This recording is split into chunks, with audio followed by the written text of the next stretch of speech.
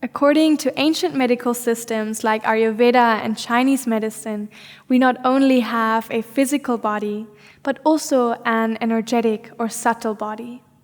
This subtle body is made up of energy channels called nadis in Ayurveda and meridians in Chinese medicine. They are the pathways for our life force energy, prana or qi. In this video, we'll be looking at the Chinese system of meridians.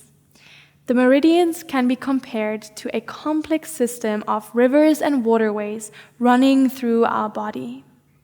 First, there are 14 main channels.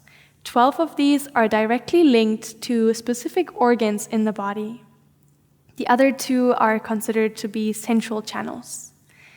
These main channels split up into hundreds of smaller and finer pathways, the collateral channels. They encapsulate all tissues and cells in our body. Even though we can't see the meridians by our naked eye, they're thought to transmit information. They connect the organs, blood, and other bodily fluids, and regulate all functions of the body. According to Chinese medicine, we stay healthy as long as the flow of energy through the meridians is balanced. If there's a stagnation, perhaps because of an injury, stress, or lack of rest, we become physically, mentally, or emotionally imbalanced. Modern science is now exploring this theory of the meridians, and there's the idea that the meridians, the energy channels, run throughout our fascia, our connective tissue, that is like a network throughout the entire body. So how can we make sure that the flow of energy in the meridians remains balanced and there's no stagnation?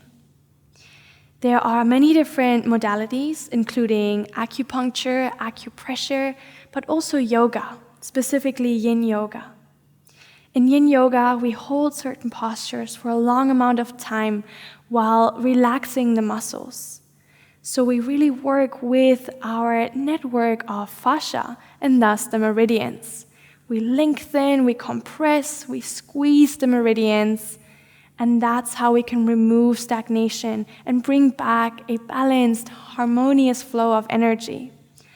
And that in turn is going to influence how we feel on a physical, mental, emotional, and spiritual level.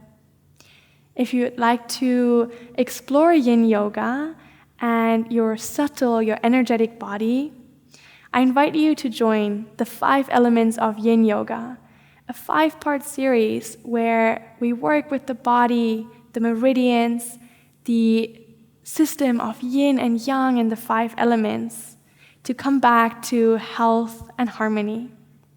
I hope to see you on the mat.